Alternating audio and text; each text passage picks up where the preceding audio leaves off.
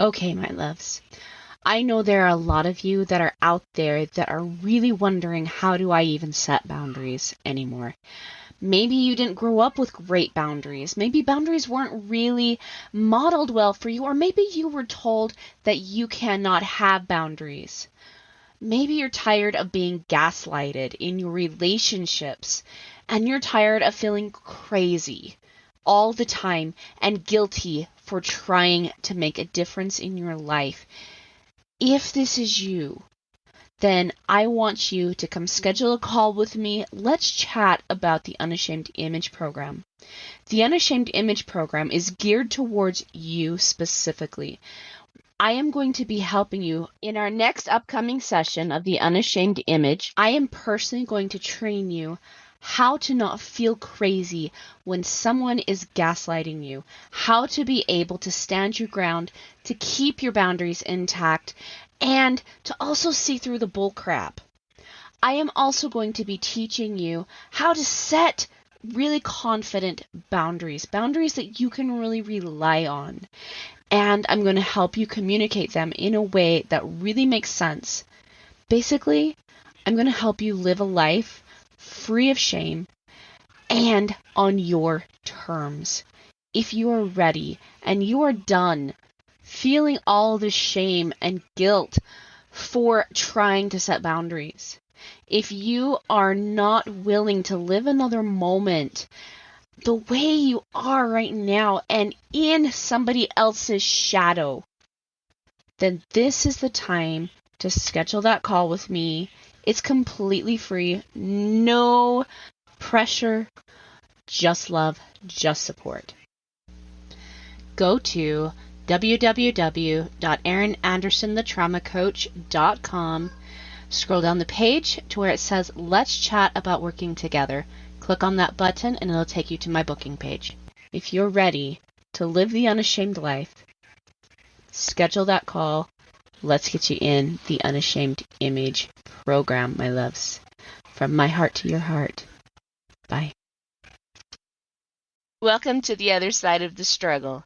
This is a podcast where we talk about trauma, how to heal it, and then how to take it and use it to unlock your mission and your potential, and to use it to live your very best dream life.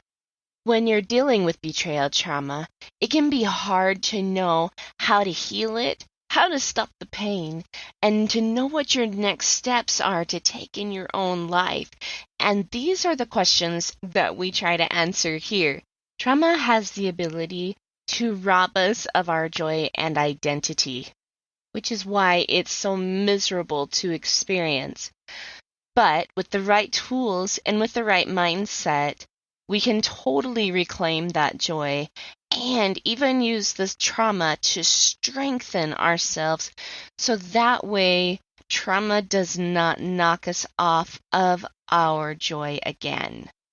Living your dream life should be a non-negotiable, but trauma tends to try to negotiate that with you. And even though trauma is not something that we will completely ever be free of in our life, the pain is negotiable. This is why I created Erin Anderson Betrayal Trauma Coaching and this podcast, is because I want my listeners, I want my clients to live, truly live free from the prison that trauma can put you in. I want you to live on the other side of the struggle.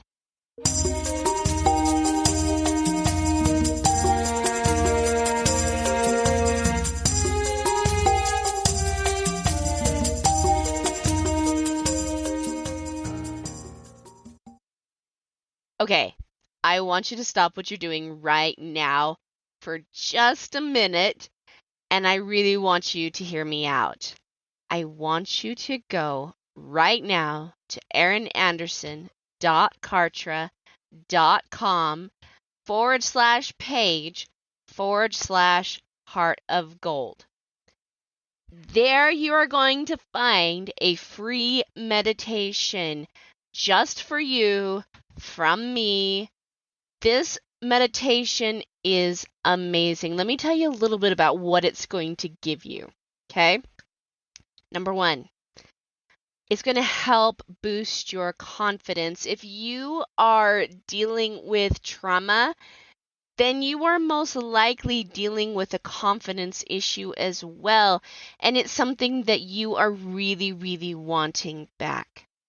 Number two, it is going to help you find security in your situations in your life because it's going to help you gain a sense of self-love and some self-trust.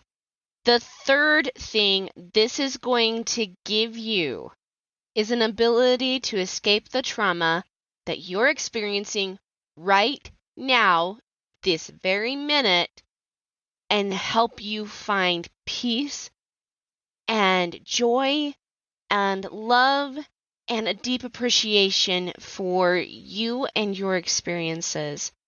This is going to really help you reconnect with yourself. So that is very, very, very important when you are dealing with healing from trauma. So again, I'm going to tell you what that website is that you need to go to. erinanderson.kartra, KARTRA.com/page/heart of gold. Capital HEARTOF, capital GOLD. Go check out this meditation. Please claim it for yourself because it is 100% a gift from me to you to help you heal right now from trauma. All my love.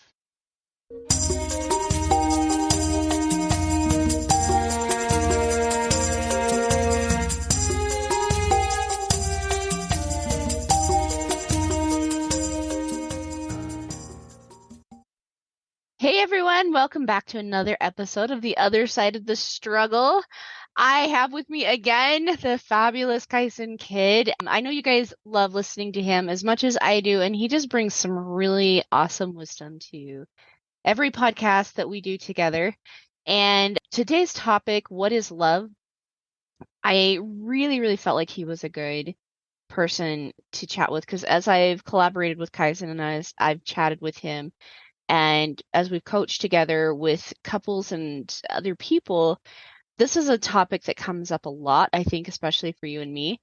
And even though I think like a lot of people have an idea of what it is, or they may even think that they know what it is, it's still something that so many people are looking for or even questioning if it exists, kind of like that Santa Claus theory. And I think it's also something that a lot of people misunderstand. You know what I mean, Kyson? Totally. Yeah. This subject always brings me back to I had like a mid love crisis, we'll call it that. Midlife Interesting. crisis. Okay. When I was like 20, I think it's like 6 or 7 years ago, there was just like it became so clear. I was like, I have no idea what love is. Like I'm so confused. I could just feel this like hole in my heart at the time. And it was like, for real, I need to know what it is, or I need to know more about what it is or how it works or whatever. So yeah, this subject always brings up a lot for me where it's like, it's very personal. It's like, it's so personal to me and it's personal to everyone. Everyone wants to feel more love, or if they've given up on love, they at least at some point they wanted more. So I feel like I think even secretly too, if you think about how obsessed society is with love, I mean, it's in every song, in every movie, in every book. Like there's this subject of like what love is and how does it feel, and we want to fantasize about what love is like because we're trying to figure out how to actually experience it. So I love the subject. Oh yeah, absolutely. And like, I am totally all for like, the sappy, rom-coms and stuff like that. And uh I love Jane Austen, speaking of love. I really, really love books that have like, that really good detailed romance and stuff in it, the clean romance, obviously. And I love things like that. I really do. I'm drawn to it. I have like my favorite authors that write like Jane Austen, where they've got, the hero and the heroine, and the hero is very, very protective and masculine and just a all around genuinely good man. And the woman is delicate but yet strong at the same time, very, very witty, very mindful, very intentional, and the way that the two energies complement each other is just a beautiful thing. And that's why I love this kind of stuff. Mm. But I think that we think that's the way it's going to be forever. Yeah. And, in my personal experience, relationships can sometimes be hard. Sometimes they're great, but sometimes they are tricky. I was thinking about my husband last night. I can't even remember what he did. I mean, this is last night. I don't dwell on things like this, but I remember him just kind of being huffy and ornery and blame, just kind of in a rotten mood yesterday. And I'm just sitting there like, you stink, you know? But yet at that same time, my love for him was not gone. It never diminished. I didn't like him very much in the moment, but my love for him was still there.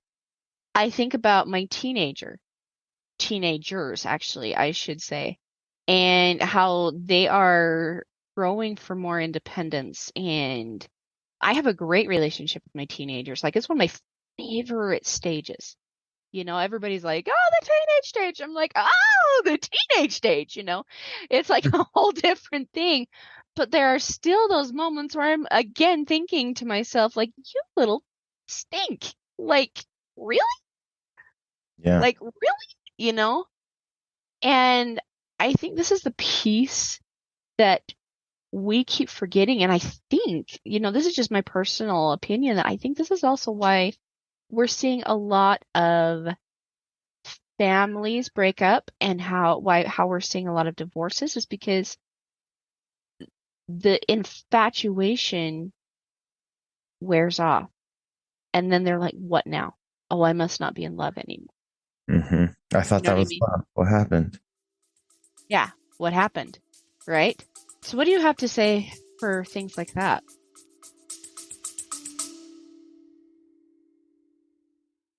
So how do you feel about boundaries? It's a legitimate question. A lot of people come to me really struggling with this concept. They often feel guilty for setting boundaries, or they're not sure about even what a boundary is. They've heard the term, set the boundary, things like that, but that's really confusing for them because it's not something that's well taught in our society nowadays, right? They know that boundaries are really important to having healthy, constructive, supportive, and wonderful relationships, but why? And oftentimes they also know that they feel like their boundaries are being violated, but they can't quite pinpoint what the boundary is that's being violated. That's why I've created the Clarifying and Creating Your Boundaries free PDF. You can find out what your boundaries are, how to tune in to what the boundary needs to be, and how to effectively create and communicate your boundary, so that way you stay in this place that respects you, respects the other person, but also gives you the confidence in your boundaries, so that way you stop being gaslighted, disrespected, and unseen. Having your boundaries really clear gives you a voice, and also helps the other person stay in accountability with themselves, so that's not a role that you have to take on anymore. So if you are ready to really have clear boundaries, to really understand what your role is in the boundary, and to give yourself some safety and some protection against people that might try to gaslight you or are just being disrespectful, go grab my Creating and Clarifying Your Boundary PDF at erinandersonthetraumacoach.com. And while you're there, let's schedule a call with me. Come have a chat with me so that way I can really, really help you master this particular skill, creating boundaries, clarifying the boundary, communicating that boundary, and so that way I can also help you have relationships that show up to support you, cherish you, and love you.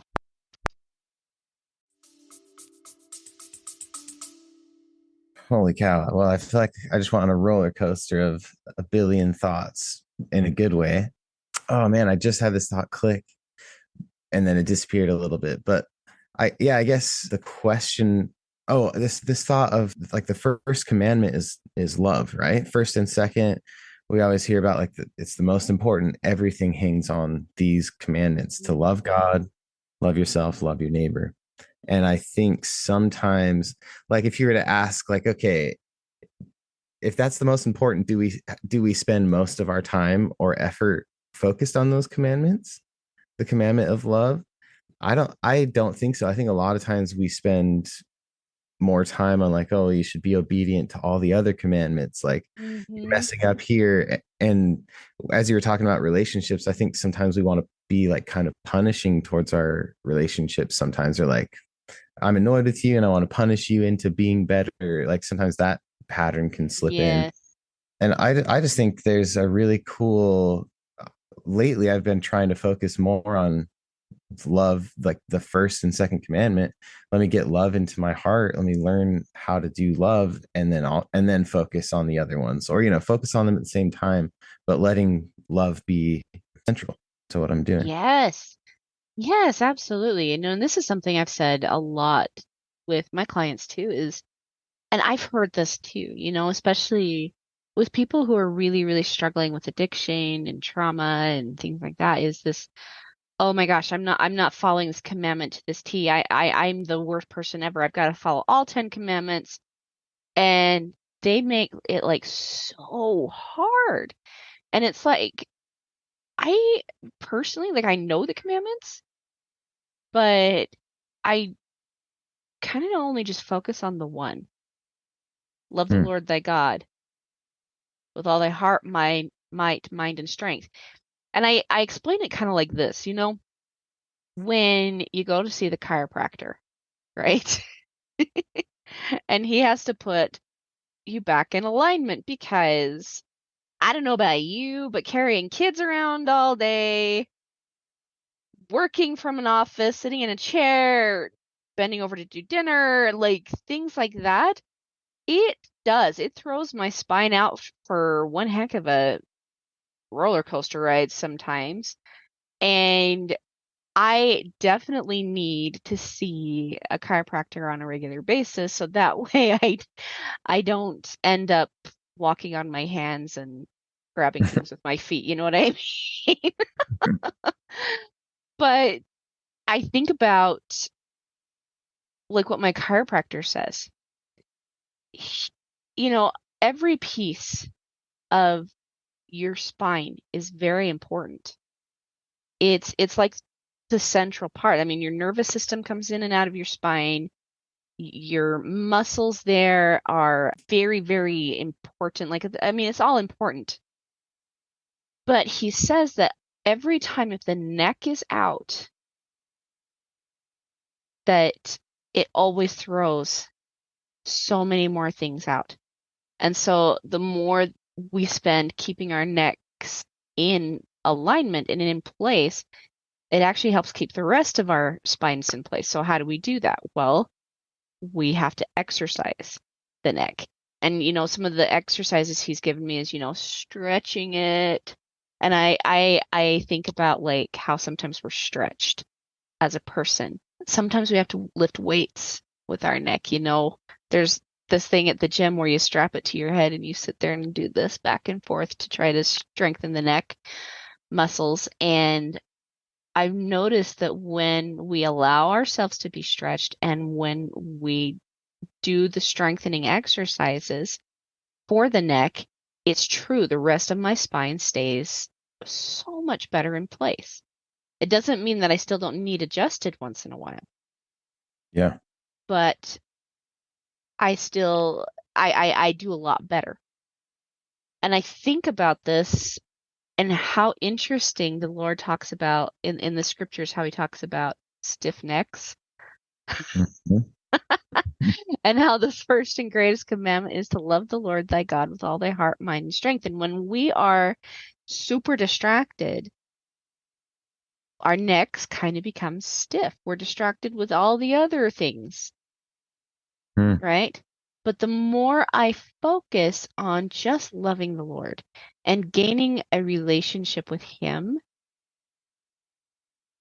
the rest of the commandments just kind of stay in place because it's not that hard for me to love myself. And this is also a thing I think people get confused. Love thy neighbor as thyself, right? Well, here's a really good question. If you loved your neighbor the same way, the exact same way you love yourself, would you be having backyard barbecues and birthday parties and friendships and somebody who's got your back the entire time? Or would you be having the street wars of the century? Which one would it be? You know?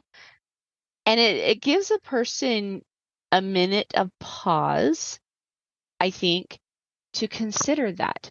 We always think, well, we just need to love our neighbors, but no, it's as yourself. So Yeah. if you're loving your neighbor better, then maybe we need to bring up our opinions of ourselves as well. Yeah. Like if you're so nice to your neighbor, but you're like, I'm a piece of trash, I'll never be, then like, yeah, you're kind of missing the point on that commandment. I Yes. really like the way for someone who's maybe done some, if you want to call it belief work, or if you've been trying to analyze or become more self-aware, I think a really cool exercise is just to write down like your rules about love. You know, what are your beliefs about love? When can you love yourself all the way? Do you ever withhold love? And as you start to analyze that, what you'll notice is that the way you love God, yourself, and your neighbor will actually reflect each other. So you can learn if you find a place where you're not loving yourself, there's a good chance it has a little reflection in the way that you love God or your neighbor. And so you can kind of Absolutely. learn through those. Oh, yeah. Oh, yeah, absolutely. And I do think it's really important that we sit down and think to ourselves, well, what is love to me? Because the more I have coached women, and I think you'll see the same thing with the men that you've coached too, that there's this belief that love is conditional. That Mm-hmm. there's these conditions to loving. I will tell you something.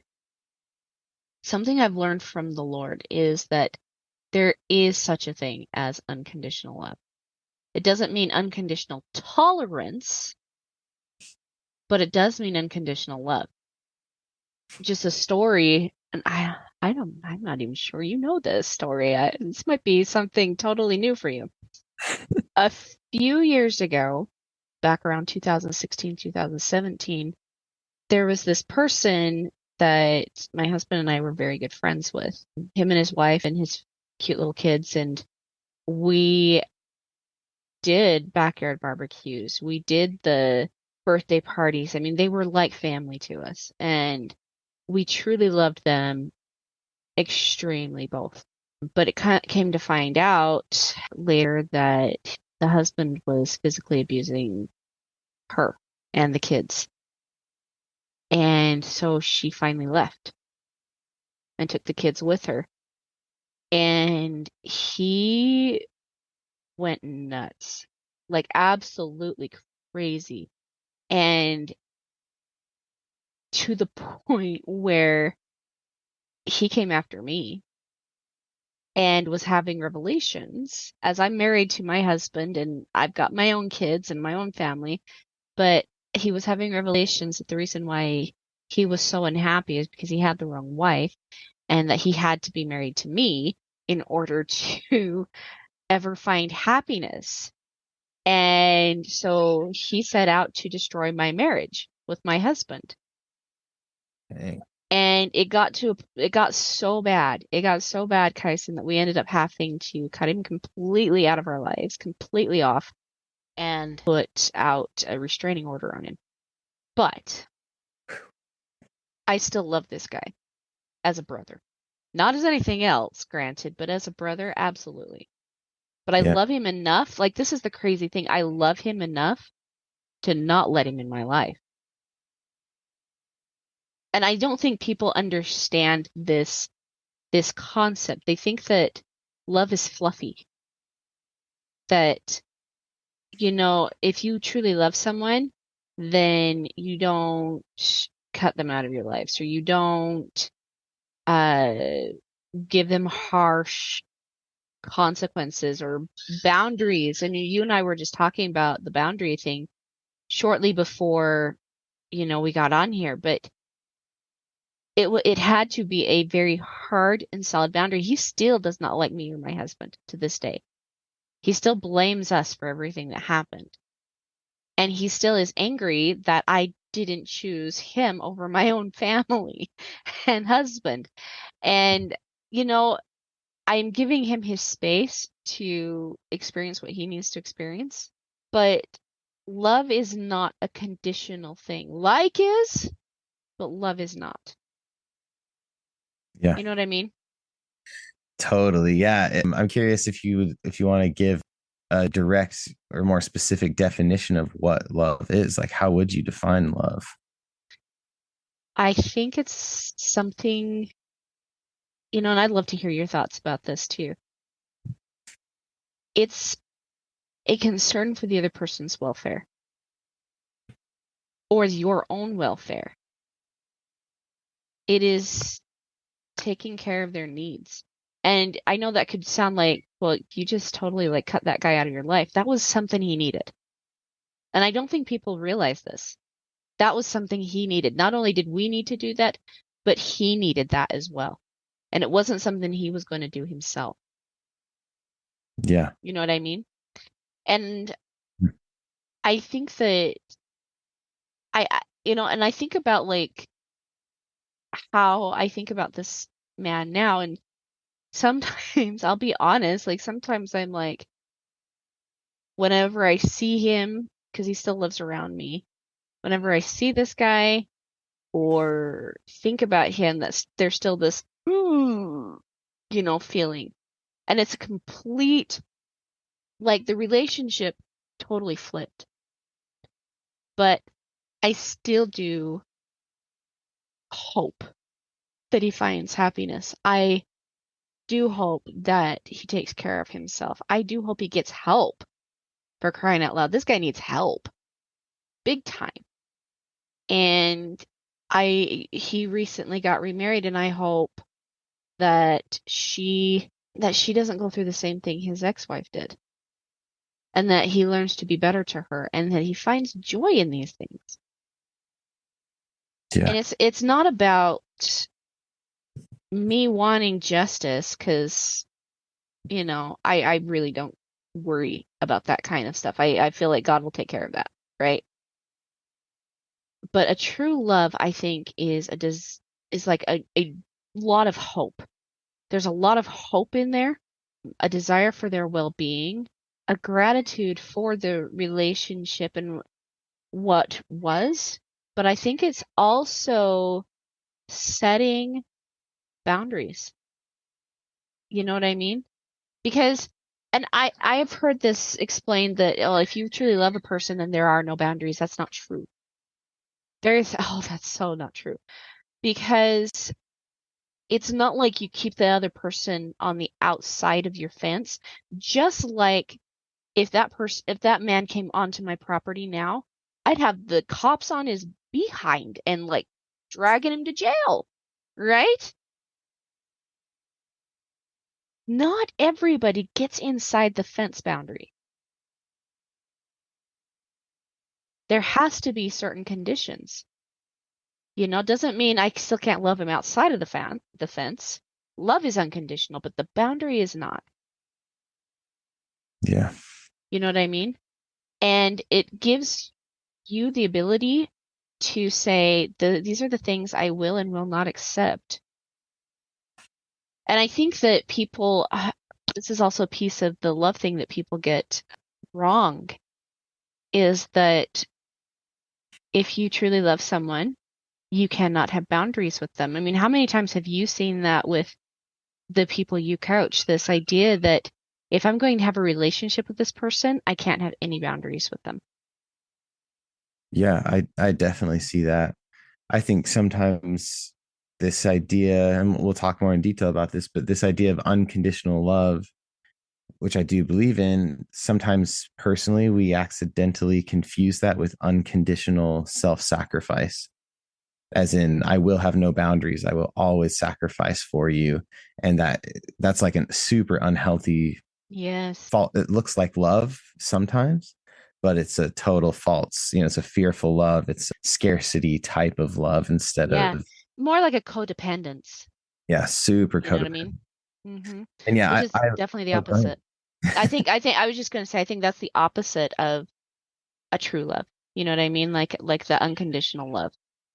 Now all the Yeah. conditions have been placed on you once you step into codependency. Anyway, continue. Yeah, absolutely. And I agree with your definition of love. It's hard to pin down what's the difference between a definition of what love is or what like a consequence of love or what does love look like?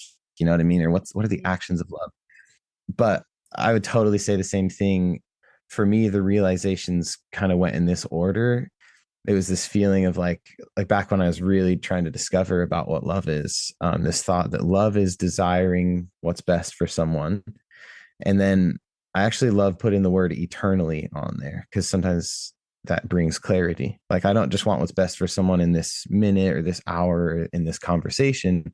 We're talking eternally. That's why it was powerful for you to set a boundary for what's his face for Mr. Neighborman. Mr. Um, Neighborman. That's a good, we'll just call it. We'll Mr. leave it there. Mr. Neighborman, because for his eternal best, he needs to have some accountability, some boundary, Yeah. and like letting him walk all over you. That's not love. That's whatever. That's self-sacrifice, or it's Yeah. Well, and and consider like where I would be if I would have allowed that. Like I could have been dead. yeah, I mean, he was scary. It was scary. It was terrifying. yeah, And I I was not about ready to sacrifice my marriage and my family for him either. Like those were the sacrifices he was demanding of me, not asking, but demanding. hmm, And so, like you're saying, I mean, you got to consider these kinds of things when in relationships. You know, this kind of stuff is not good for for a relationship. It's not conducive to having a good, healthy relationship. And eventually, at some point, the bottom's going to fall out of something like that. You know what I mean? totally. And I one of the ways I'd connect that, this idea of like, what do you sacrifice for someone, or where do you draw the boundary, or what's best for a person? So this is like again the way that things kind of unfolded for my own personal breakthrough on this. I remember I would think about Jesus Christ and his sacrifice, and I used to consider it as if like Jesus came to earth and he did the thing that was worst for him, right? This was terrible. He like experiences all this pain and loss of friends and the people that are supposed to love him, they take his life and then he suffers for everybody. And I was focused on how that was the worst for him, but it was best for me. And that's how I used to look at it. It was bad for him, good for me. And it was probably good for the Father, right? Heavenly Father was like, yes, that's good. But what's cool is if you put the word eternally on there, what was best for him eternally was actually to complete his mission Yep. because that was aligned with his true calling. And Yeah. so what I've been realizing and what I realized in that moment, what I've been practicing since then is this idea that when you align love with truth, which to me is it's so important to think that way. When you align love with what is truly best, what's aligned with truth, what's aligned with eternal truth. I know I'm saying that over and over, but it's important. When you do that, I think you will find that whatever decision you're trying to make will actually be best for all three parties. So, like the Yes. sacrifice of Christ, it was eternally best for him, for me, and for God. And that Absolutely. same principle will apply to even, the situation with your neighbor. What was eternally best for all parties was the boundary that you set. Yeah. Yeah. And you think about this, like I want to hit on, this idea that it was eternally best for Christ, and then also the idea of Sodom and Gomorrah. Because, like, Mm. you think about Jesus and how you're saying it was best for him.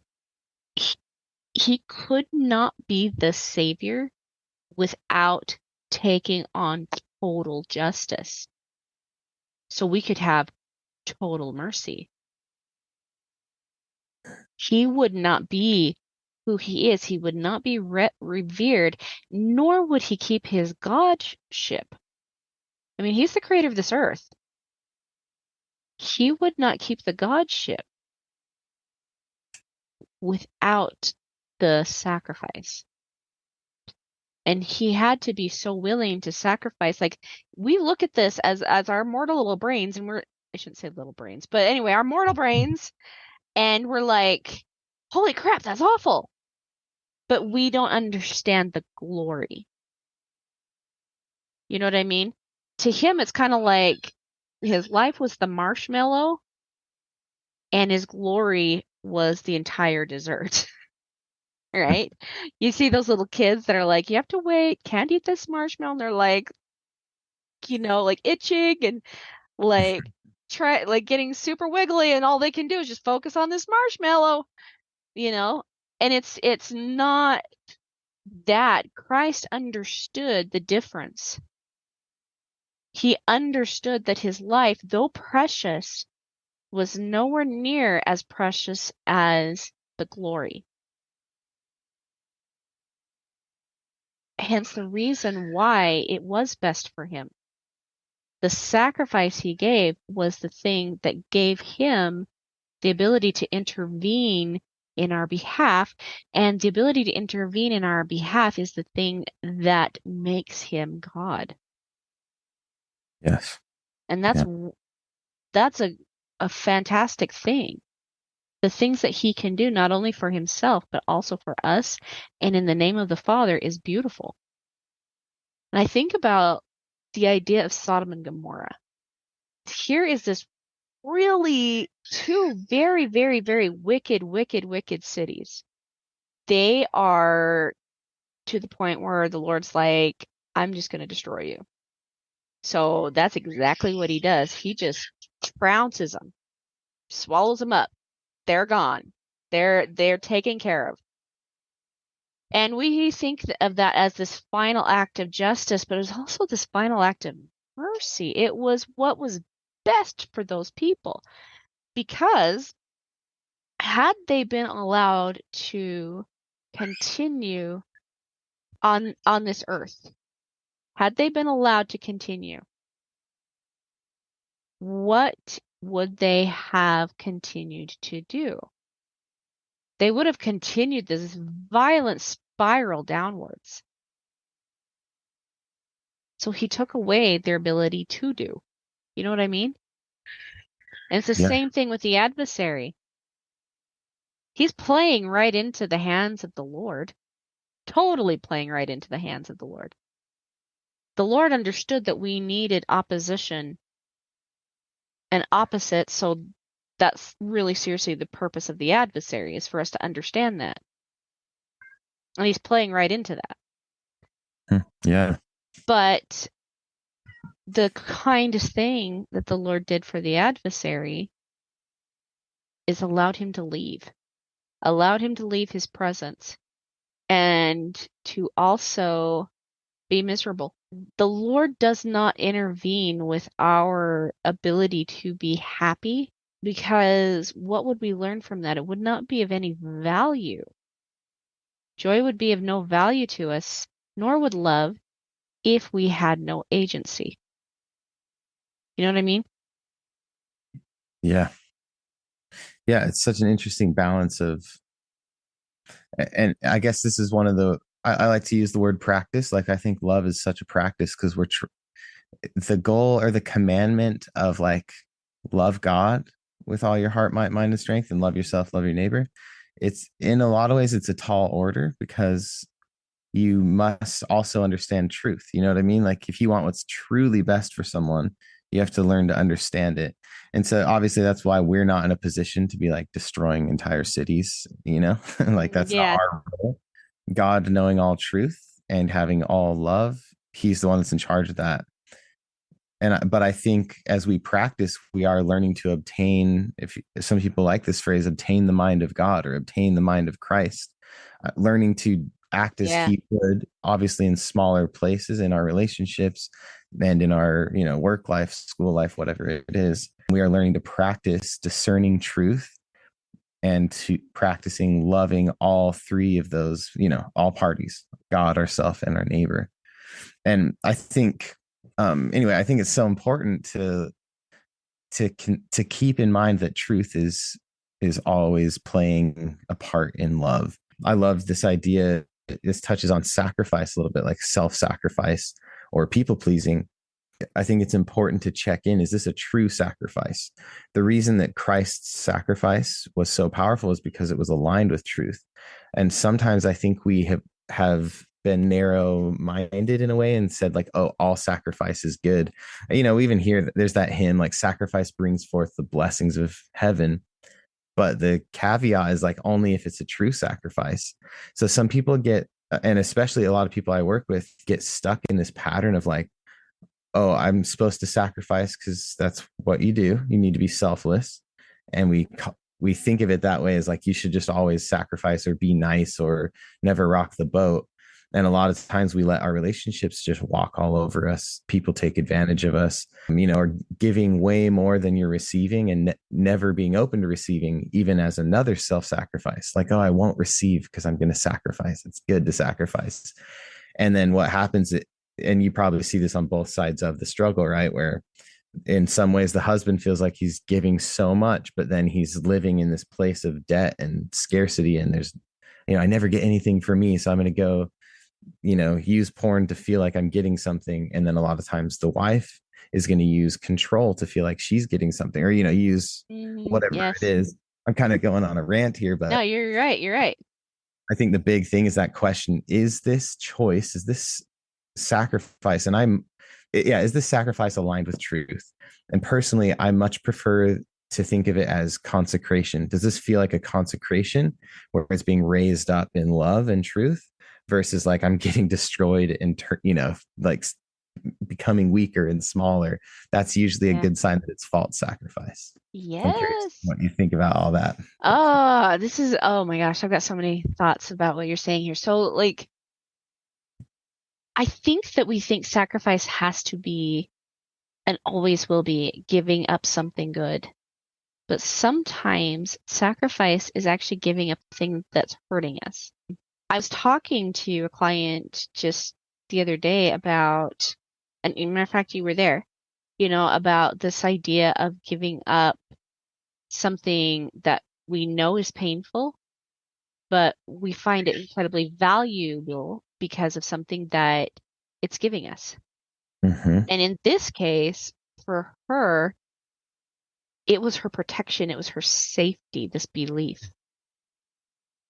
And she's having a really hard time giving it up because of this safety and this belief that if I don't shine and if I don't claim how my awesomeness, my amazingness, if I don't set boundaries, then I'm safer.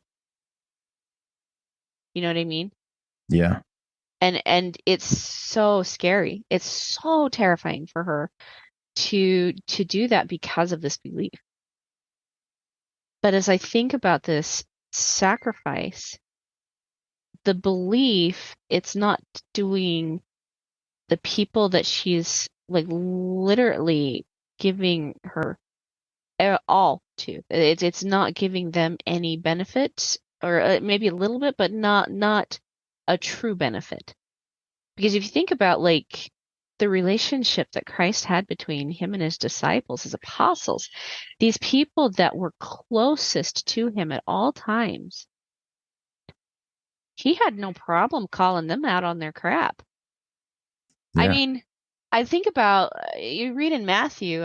I've been on this Matthew kick for the last couple of weeks.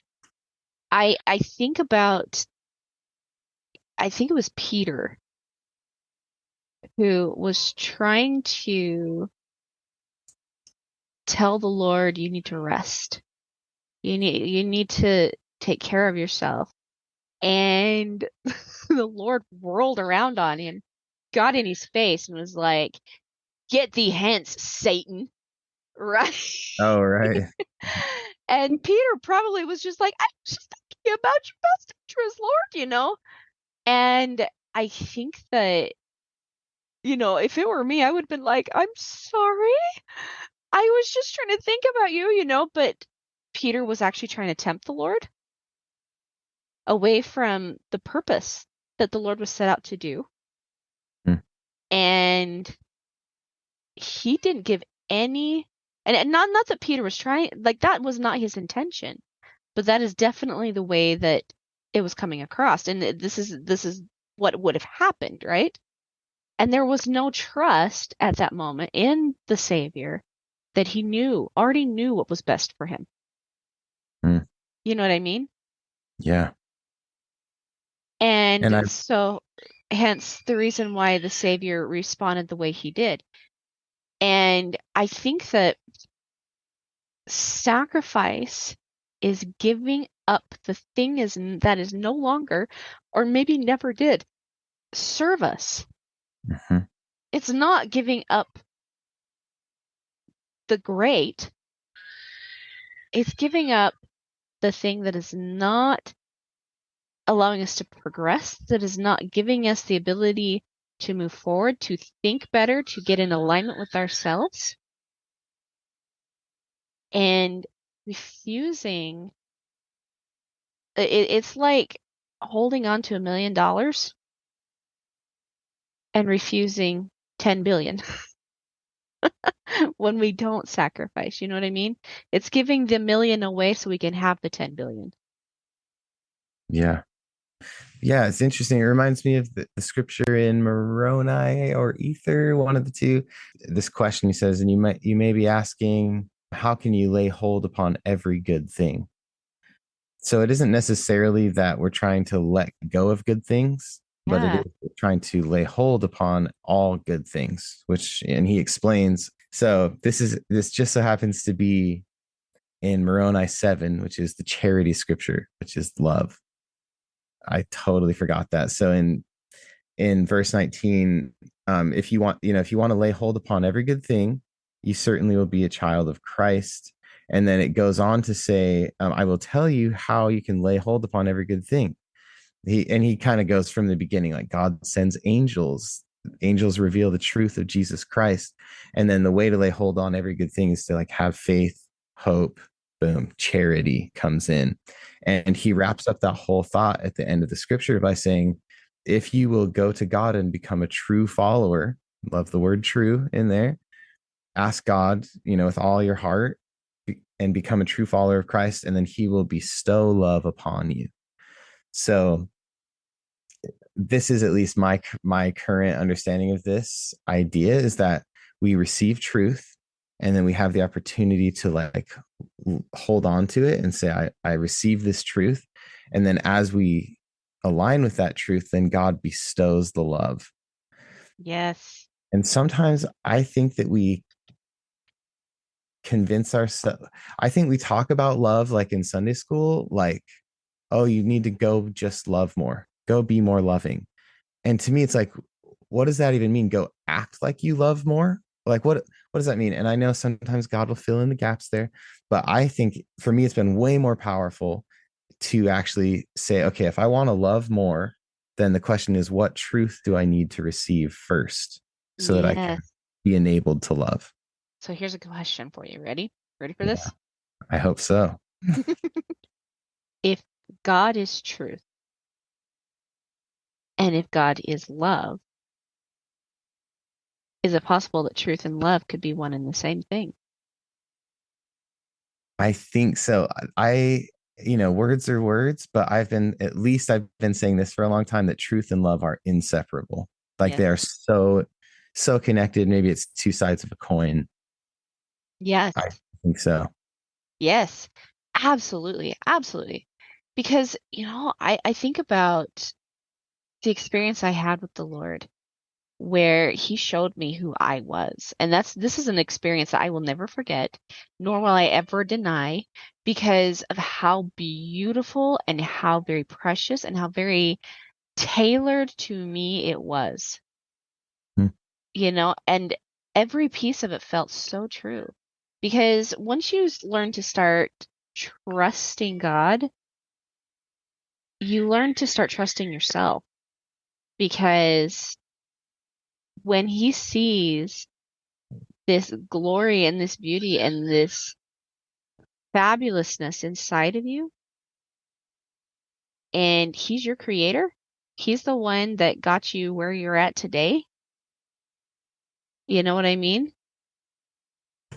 How can you question that?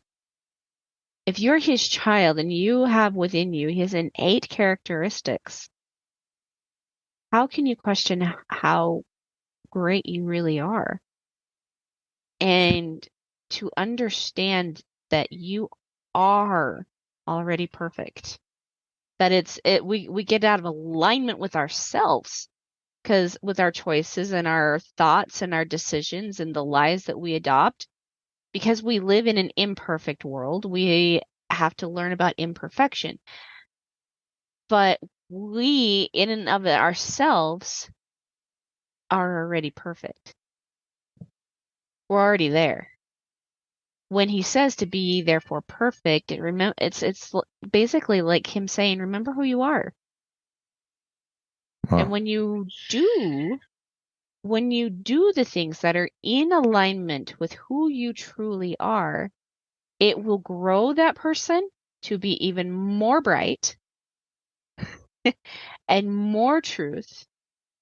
And you end up doing incredible things because you cannot deny the truth of your greatness. Yeah. You know what I mean? I love that. And for those that may feel some discomfort about the idea of, you're perfect, some other good ways to phrase it, like just to let you wrestle with it. Cause a lot of people will hear that and throw it out. Like, yeah, no, I'm not supposed to think that. Cause obviously you're not saying your journey's over. It's not the No, perfect as in finished, but no, I like also saying it this way. You're complete and you're seeking more completeness. You're not a broken, no. you're not a broken soul. And for sure there's this interplay of like justice and mercy, and there are laws of the universe. And through Christ, because of Christ, you are able to be whole and continue to grow and receive more wholeness, is the way I like to think of it. Right. But Right. And sometimes to we get so receive. caught up on like, look how broken I am. That's humility. I've heard you say this a lot. I'm so humble because I focus on how much of a loser I am. It's like it's not doing any good for any of us. No, humility will always bring blessings, whereas pride will actually stop them. Yeah. So consider the belief. Consider the belief. And a truly humble person, they don't allow themselves to be walked on. They Mm-hmm. truly don't. I think about the people that are in my acquaintance that and in my friendships that are so, so, so confident, but also so humble at the same time. And I have actually seen people try to take them down, and they're like, really? Like, really? You sure you want to do that? You know? And it's not like they're going to try to like tear them down instead, but it's just more like they allow that person to have that opinion and it has no effect on their joy. Yeah. You know what I mean? And that was so incredible to me. And so like when I say the belief you have about yourself determines your actions. People do not behave above what they believe. People do not behave above their self-belief. They just don't. They don't. And it's because you can only behave to the level of truth that you accept. And that Yeah. level of truth also determines the level of love that you give yourself. And so if your love is conditional for yourself, it is a weak love. It is something that, and it's the same thing with like other people.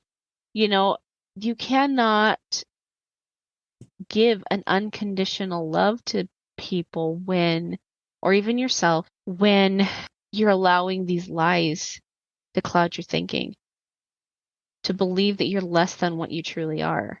It Yeah. stops your ability to love yourself, and you cannot truly love another person. Like the love I feel for other people now that I see myself truly, and wow, you like I know you asked on Facebook yesterday, I think it was, like, does God love you? And I was like, heck yes! Like, yes, he does. He adores me. Absolutely. Every piece, every little mitochondrial cellular piece of me. Yes, he does. And it's because, and do I deserve that love? Yeah, I do. And I say that with humility, not pride. And it's because this love has helped me see, truly see other people and their needs. This is why I'm coaching now, for crying out loud. It's because I see the need and I love them enough to lift them up, just the same way Christ did. That's why he did what he did, is so that because he loved us enough to lift us up.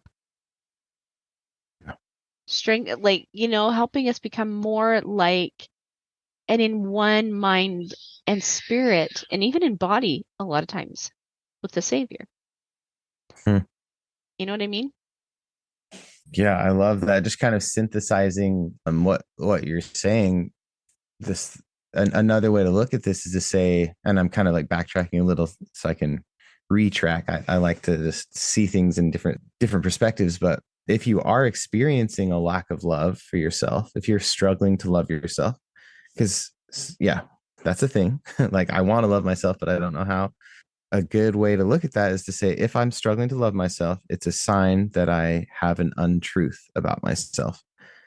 So if you see, as your Yeah. experience shows, when you see the truth about yourself and about God, you will naturally love yourself and God. And so if you're experiencing some type of self-hatred or self-punishment or criticism at yourself, it's a good sign that you have a false belief about yourself. And so what I would advise, I guess, or like what I'd invite you to do is to continue to have compassion for yourself. It's okay that you're struggling to love yourself. That's just a part of your journey. But then to just take some deep breaths and get with God and start to ask some questions. What is the belief I have about myself? Can you show me?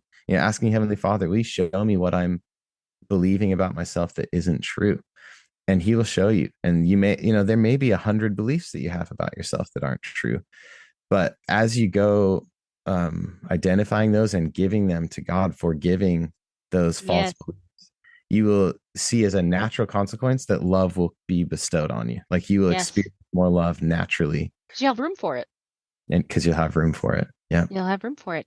And on top of that as well, like if you're still, even after you're starting to see the truth and it feels like a lie and you're having a hard time giving that up, I would also suggest asking yourself, what value do I have in this lie? Why is it so anchored within me? Why do I want to keep this? What is the benefit I'm getting? Because you are getting a benefit from it.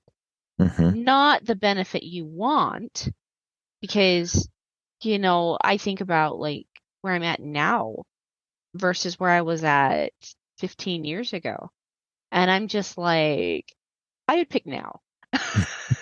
You know, Yeah. just I have a lot of joy. I feel like myself.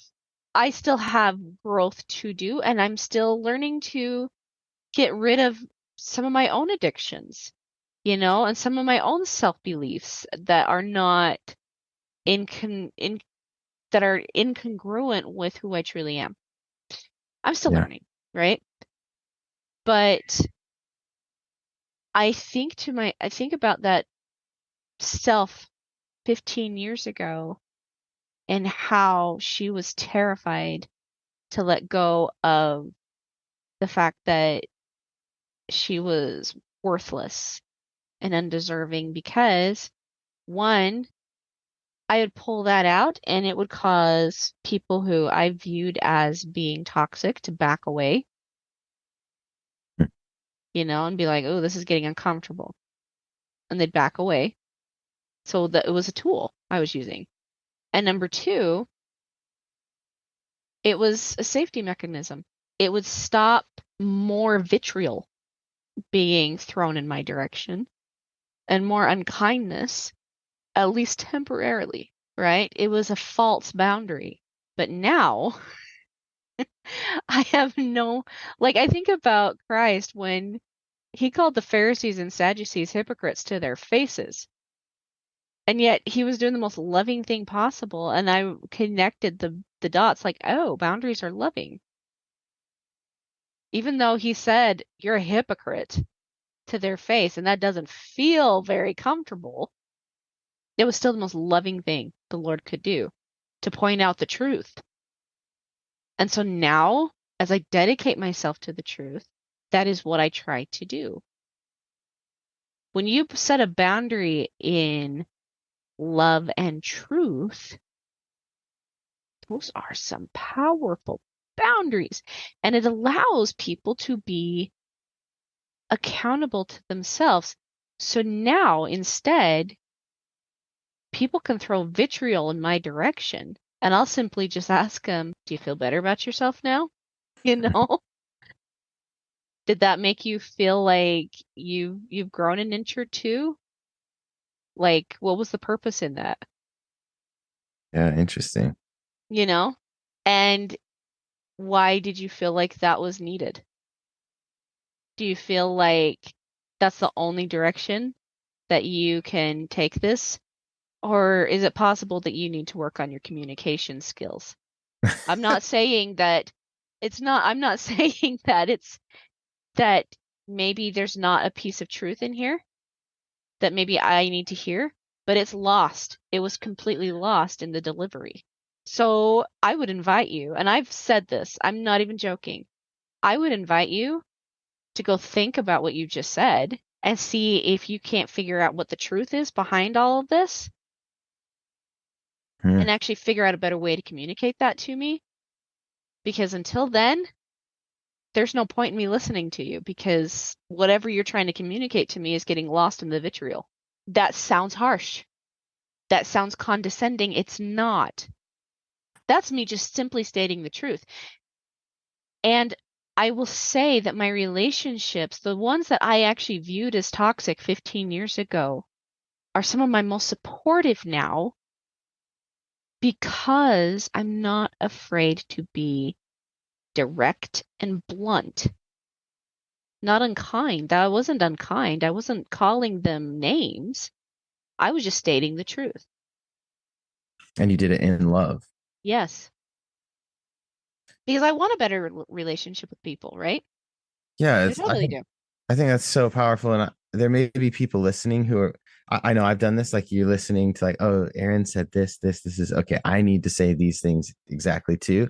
I would say instead of, because sometimes when we're afraid we can't figure out love, we try to do the actions of love, right? Like, oh, that's how to be loving in this situation, in that situation. But I would say instead of writing down what's the right thing to say, how's the right way to act, how do you pretend to be loving, to sort of take a deep breath and go one step deeper and actually look at within yourself and say, how can I obtain love, or how can I align with truth? And then as you're faced with a situation, you'll know what love will look like in that situation. Yes. You get to practice it. Yes, and you'll know what to say. And, I will say that some of my practice was when I came across a situation where I felt walked on or misunderstood or abused or less than, after the situation was over. I made a boundary with myself that I would lick my wounds, for one. And number two, I'd go back to the situation mentally and think, what was I thinking? What were they thinking? 99% of the time, you can actually understand what is actually going on in another person's head that would make them behave that way. Because what would make you behave that way? Well, likely they're thinking that. Yeah. You know what I mean? They're really not that different. Not saying you would behave that way, but it's just what what desperation is causing them to think this way and act this way, and what is the belief there? And if you can sit there and start thinking these things, and you can go back and you say that belief, and you state the belief, and you state, hey, you know, there's a better way to approach me. There's a better way. There's a better way to communicate with me. Then you're it's a practice. It's something that gave me the ability to be able to call truth out now. And to also kind of read the room in a sense. Like, I'm not always that direct. Like, if somebody is like seething mad, nostrils flaring kind of a thing, I'm that direct. I actually am. The situation calls for that. But sometimes if they're just kind of being, I approach it with a lot more patience and love, you know? And so, and I'm thinking of like all these different situations, but it behooves us well, I think, to play situations back out in our minds. If we would say or do one thing differently, if we could maintain our own confidence in very volatile situations with other people, how would the results and how would the outcome change?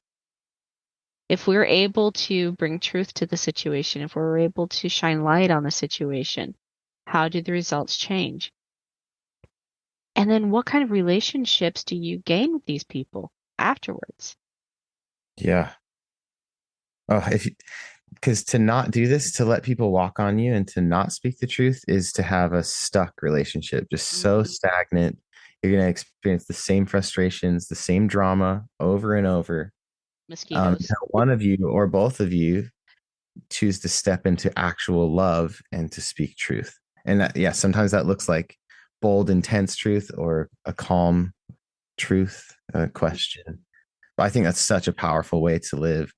And I think a lot of people, I keep saying things like this, but I think a lot of people, if you're anything like me and what like in my journey, it brought up the fear of if I speak confidently, if I step into that boldness, the fear that other people won't love me, I'll get rejected. And, that's part of the process. I wanted to present sort of a new paradigm that I've been practicing with when it comes to love. I'm curious to hear your thoughts on this. So, again, based on this idea that truth and love come together. So, to say that in a little summary again, if you see the truth about yourself, you will love yourself naturally. If you see untruth about yourself, you'll fear yourself, punish yourself, hate yourself. That's the Feel natural hopeless. feel Yeah. hope. And then, yeah, self-punishment, self-hatred isn't really the opposite of love. It's more like trying to fix the hopelessness. It's punishment, motivation. Yeah. It is what it is. But the cool thing is you will, as you seek truth about yourself, you will feel more love, experience more love. And as you seek more truth about other people too, you'll see them with more love. And so here's this idea I've started to play with. Let's say between me and you, Aaron, if you're experiencing love for me, it simply means that you see truth in me. Mm-hmm. And if you don't see, if you hated me, or if you're, if you're like, whatever it is, if you don't love me, if you hate me, that doesn't change anything about me. It No. simply changes. It just would be a natural consequence of you not seeing truth in me. And so I know a lot of times especially back to this idea of like romantic, everything rom-coms and all that. When someone says, I love you, culturally we go, oh, wow, you love me. And we sometimes go like, now I can love myself because you love me, which Right. is cute for a movie, but it's a terrible way to live. So what I've been trying to practice is like, if someone says like, hey, I love you, Kyson, here's the way I'm thinking about that now. If, oh, you love me, I want to celebrate that. That's beautiful. Like, I'm grateful because that means you're aligning with truth. You're abiding in the love of Christ. And so I'm so grateful that you're experiencing love for me. And I know for some that might feel a little bit dry or like it doesn't feel romantic. But here's the thing, I love that because I'm going to stand in love for myself, regardless of what Yes. you're experiencing for me. Yes. And then from there, it just becomes an interesting experience. Like, oh, we're connecting. That's cool. I'm grateful to connect, but my love isn't going to fluctuate based on Yes. what you feel for me. Yes. Absolutely. And I think I'm not going to say I'm everybody's cup of tea. You know, there are people out there that don't like me, and it's okay. But I will say this, that I think about those people that have vocally told me that they don't like me, or have in some way or another tried to, shut me down or bring me down or whatever it is. Now, I actually feel sad for them. And it's like it's not an arrogant kind of a thing.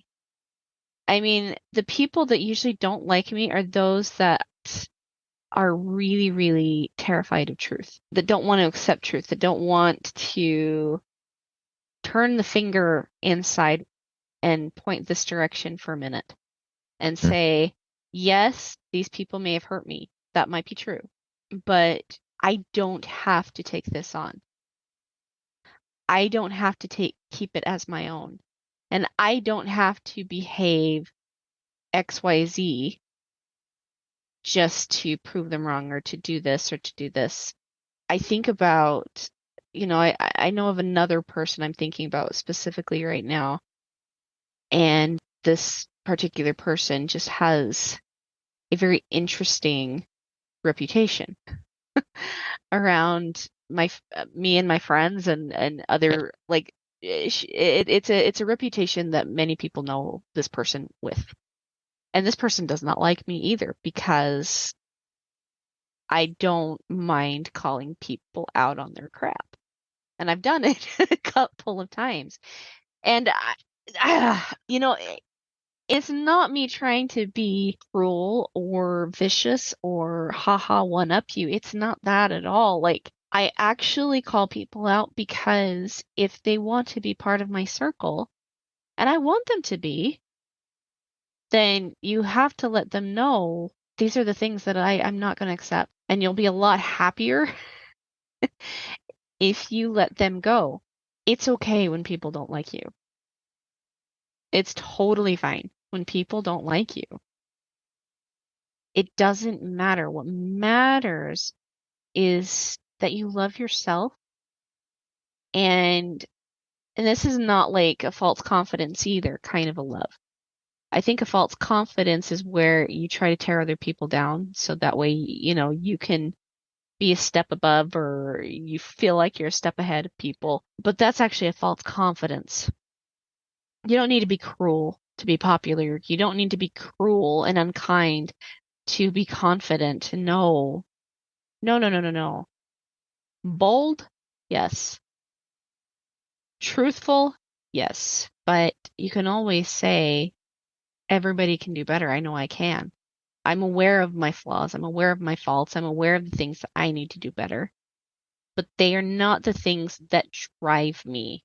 They are simply the things I'm aware of, and I'm excited to change.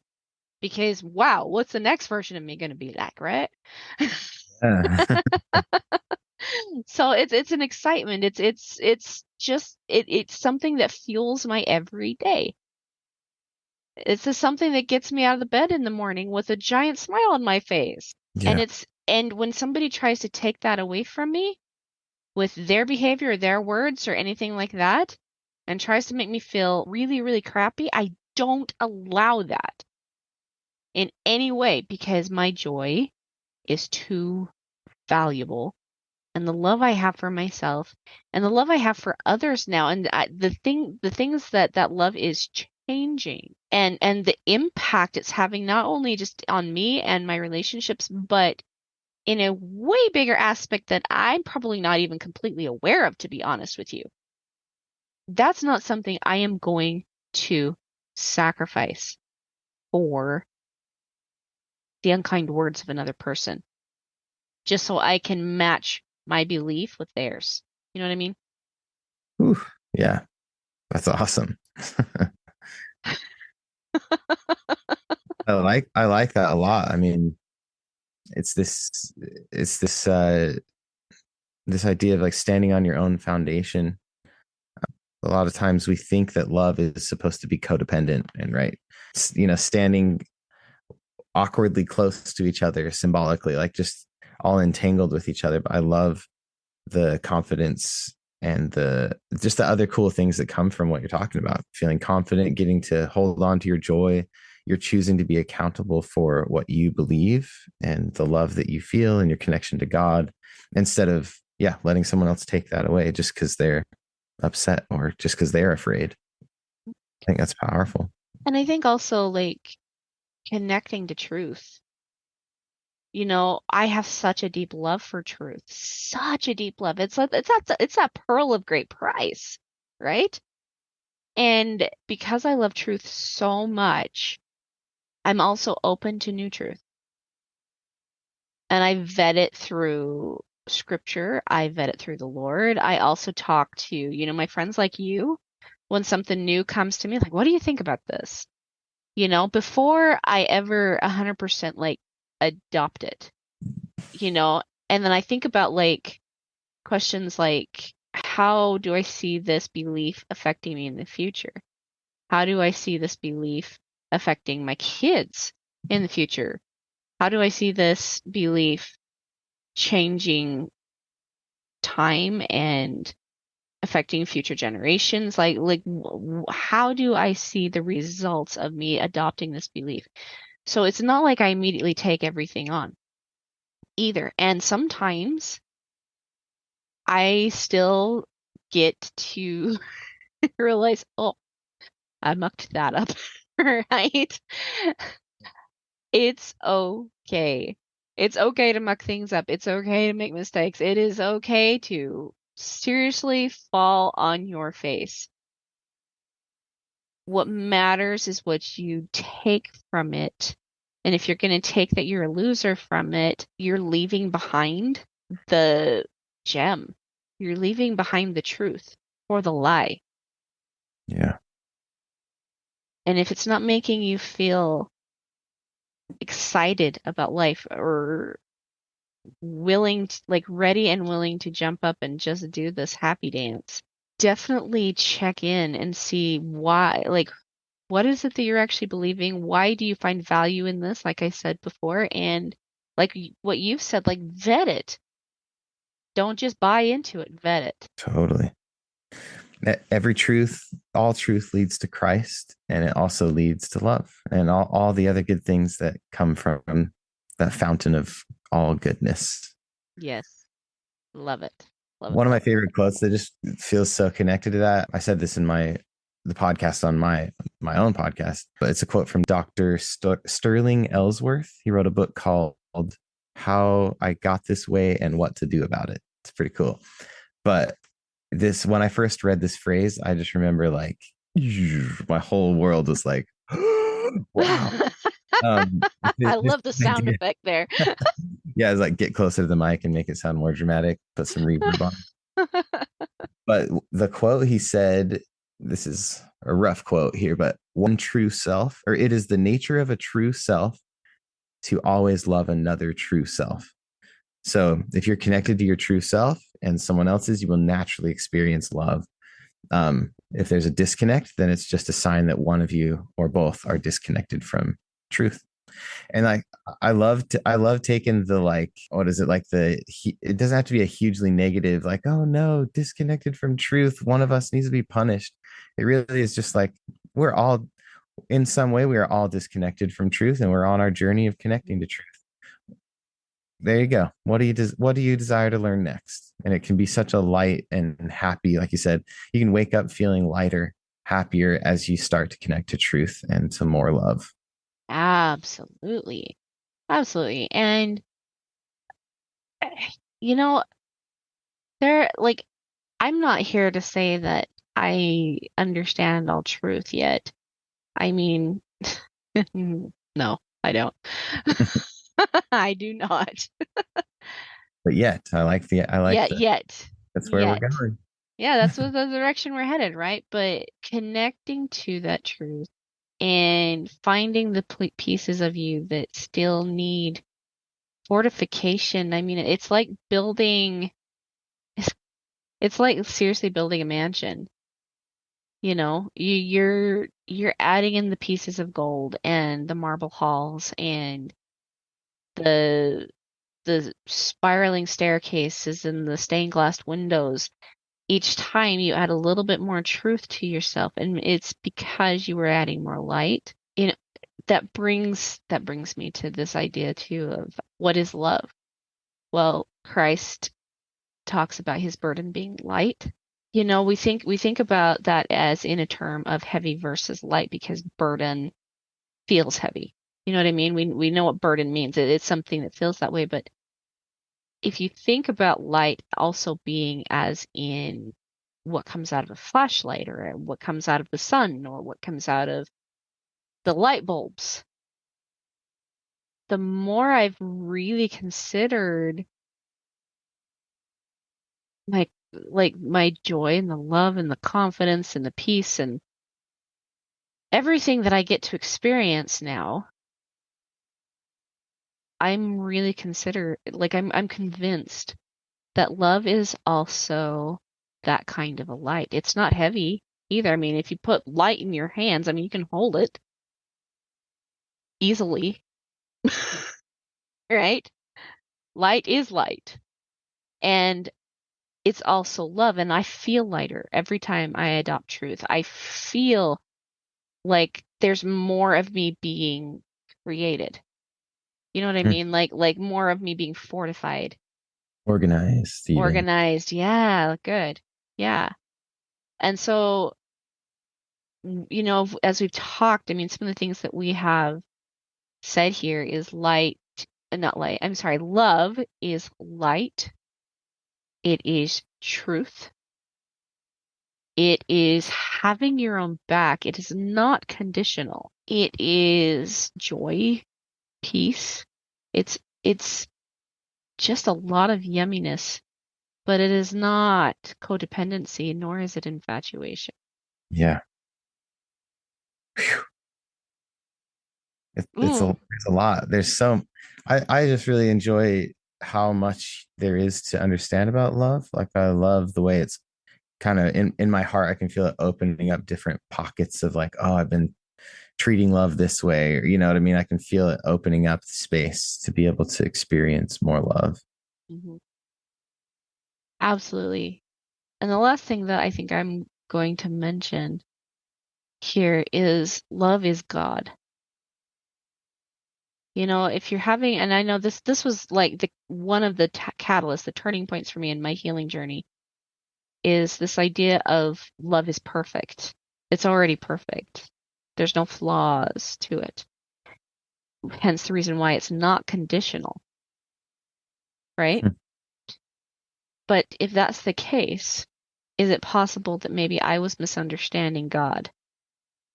Because I was always told that I am his child, but I was also led to believe that he's this far away being, that I had to have this long distance relationship with him, which they're very hard to do.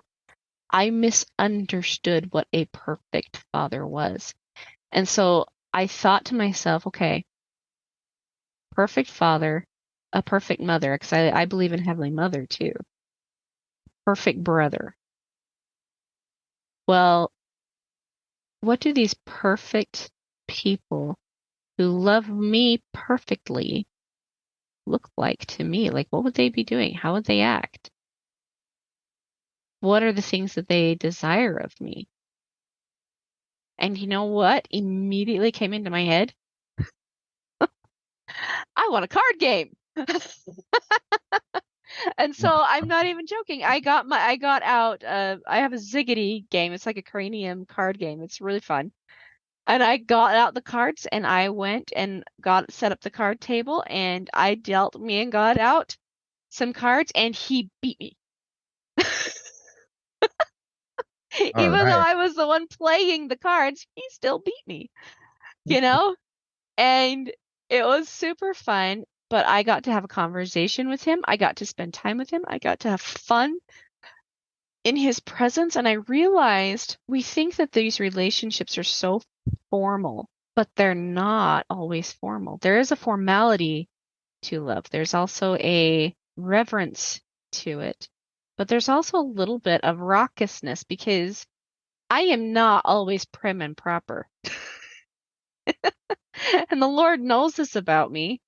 He likes to kind of tease me a little bit. He laughs when, I'm pouting or there's a lot of acceptance for who I am and a desire to spend time with me, not just on my knees in prayer, but actually having fun.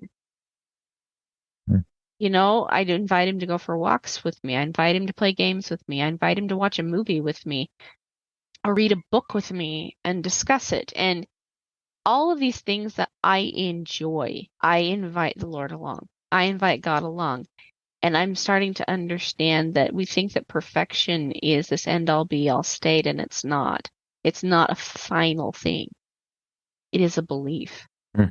And beliefs continue to add on truth. And so be therefore perfect, be therefore loving, take on unconditional love.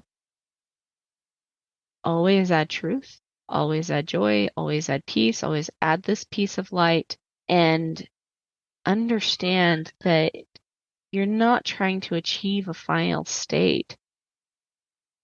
What you're trying to achieve is just your next ideal self. Which brings this nice question. What do you desire? I think that's the way it feels when you're in his love is, oh, what do you desire next? What's your next step or state that you want to receive? Yeah, that's a whole other set of thoughts, but I love everything you shared had me just thinking of that phrase, abiding in his love, just living there, being in his love. It's beautiful. Yes, yes, yes.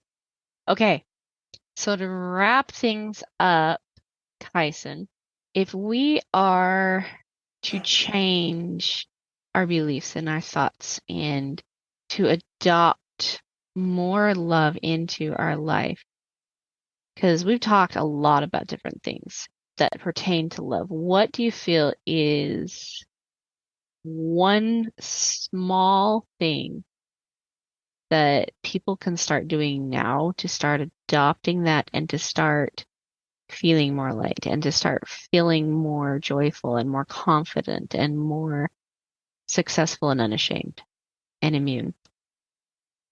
Yeah, the first thing that comes to mind, step one, is just awareness. Spend some time and some effort just becoming aware of what you are thinking and how you're thinking about yourself. And then I think inviting God to that conversation. And I think from there you'll be given, you'll have some ideas about steps. Like there's maybe a process of like, okay, this is a false belief. How do I let go of it? How do I get a new belief? Like you can ask those questions too, but I think step one, just to make it feel really easy to bite off and chew, is like take a minute, take 5 minutes each day, or start to spend the whole day noticing your thoughts and just like, what's going on in here? How am I treating myself, thinking about myself? When I spilled the glass of water, I broke a glass in the sink. Did I immediately go to like, I'm a loser? Can't believe I did this. Let yourself just listen to your thoughts and invite God to that conversation and see where that leads you. Love it. I love it. And for me, one thing that I would also suggest doing is,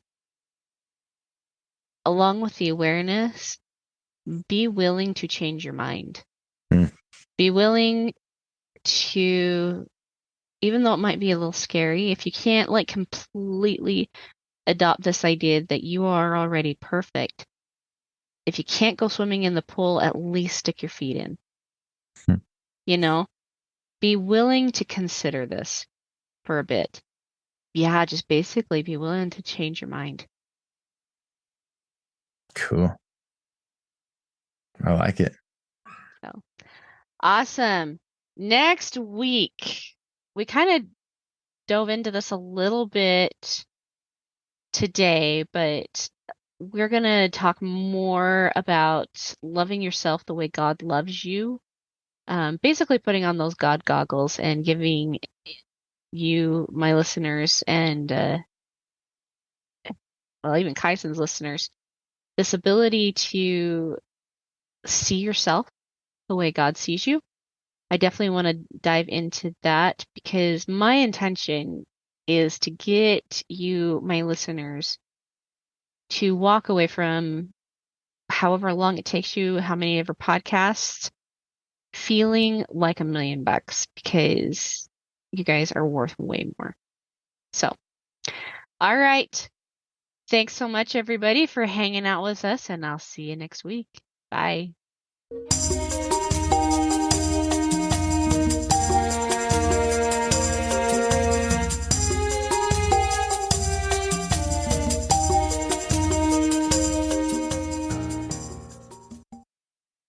Hey, fabulous listener.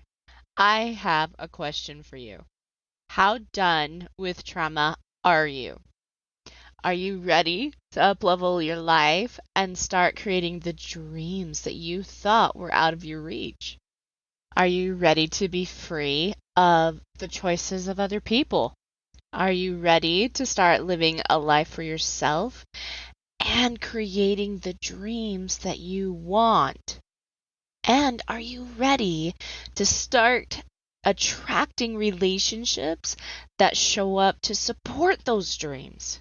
Are you also ready to create an amazing and deep love and trust in yourself and your decisions? If this is an absolute yes, then I want to invite you to come and join my 7-day Unashamed Chalk Talk. In this 7-day course, we are going to be going over each one of the 7 pillars for living an unashamed and completely self-trustful life. You will have some very quick, very concise, but powerful assignments to do every day. Plus, you also get access to me live for 7 days.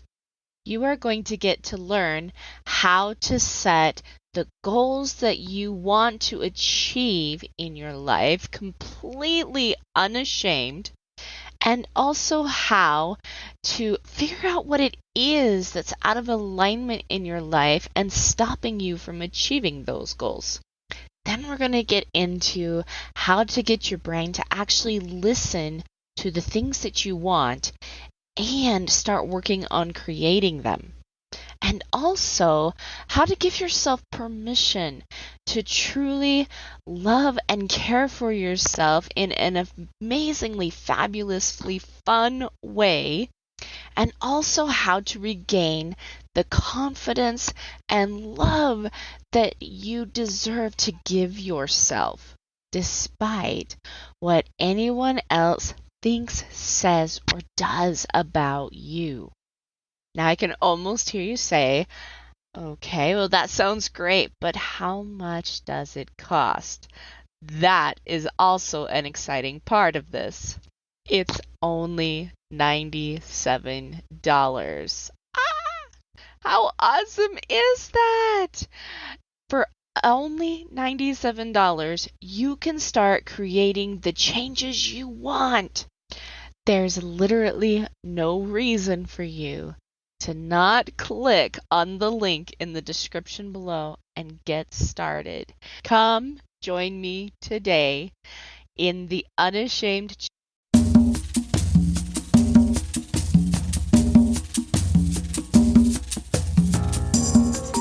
Hey guys, thanks so much for hanging out with me today and listening in on this podcasting episode. Don't forget to tune in next week. It's gonna